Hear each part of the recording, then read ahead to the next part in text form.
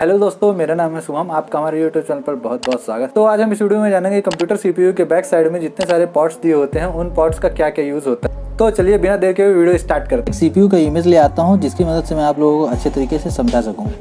तो सीपीयू के back side में सबसे पहले हम लोग बात कर लेते हैं, ये जो सबसे ऊपर फैन लगा हुआ है ये क्या काम करता है। तो मैं आप लोगों को बता दूं, ये फैन पावर सप्लाई मतलब कि एसएमपीएस में लगा होता है। एसएमपीएस करता ये है कि जो भी हमारे सीपीयू के अंदर जितने भी पार्ट्स लगे होंगे उन्हें पावर सप्लाई करने का काम करता है। तो एसएमपीएस हरदम ठंडा रहे इसके लिए उसके अंदर एक फैन लगाया जाता है जिसे एसएम। के बाद हम लोग बात कर लेते हैं जो बगल में पावर के पिन दिया है। पिन क्या काम करता है, ये पिन करता है कि जब भी हम इसे पावर केबल लगाते थे हमारे एसएमपीएस में पावर जाता है, फिर एसएमपीएस सीपीयू के अंदर सभी पार्ट्स को पावर सप्लाई देता है। और उसके बगल में एक बटन दिया गया है जो एसएमपीएस को बंद और चालू करने का काम करता है। इसके बाद हम लोग चलते हैं सीपीयू के पिन वाले पोर्ट्स में।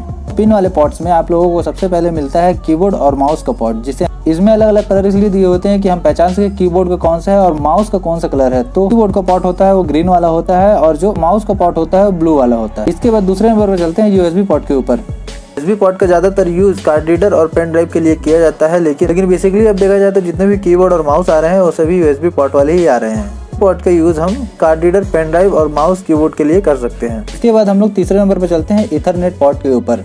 ये पोर्ट बेसिकली क्या काम करता है, जब भी हम इंटरनेट का यूज करते हैं, इंटरनेट या फिर वाईफाई अपने घर में लगवाते हैं तो ये उसका पिन होता है, ये पोर्ट उसी में कनेक्ट होता है। इसके बाद चलते हैं चौथे वाले पोर्ट के ऊपर जिसका नाम है सीरियल पोर्ट। ये डाटा ट्रांसफर के ज्यादा काम आया करता था, मतलब कि जो डाटा वाली ज्यादा मशीनें रहती थी ये उनमें ज्यादातर यूज होता है, जैसे कि अल्ट्रासाउंड मशीन हो गई। इन सब मशीनों में ये वाले पोर्ट्स ज्यादा यूज किए जाते थे। इसके बाद पांचवें नंबर पर चलते हैं वीजे पोर्ट के ऊपर। वीजे पोर्ट का यूज तो आप लोगों को पता होगा।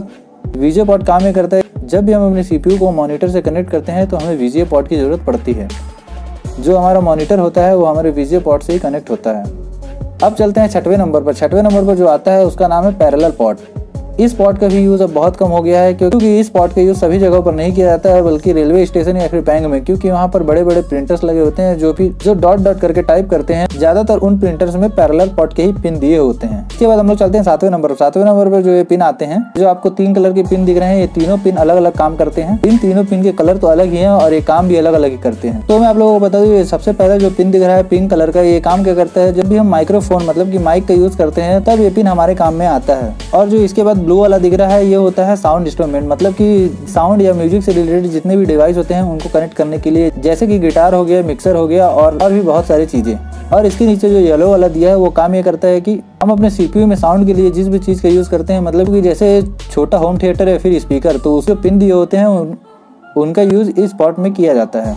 तो जो येलो वाला पोर्ट है वो स्पीकर को कनेक्ट करने के लिए दिया जाता है। इसके बाद हम लोग बात कर लेते हैं जो इसके बगल में दिख रहा है, ये है गेमिंग पोर्ट। गेमिंग का मतलब कि जितने भी गेमिंग में डिवाइस यूज किए जाते हैं वो कनेक्ट करने के लिए हमें गेमिंग पोर्ट का यूज करना पड़ता है। अगर आपको भी गेम खेलने का शौक है तो आप भी अपने गेमिंग डिवाइस का इस पोर्ट से कनेक्ट करके यूज कर सकते हैं।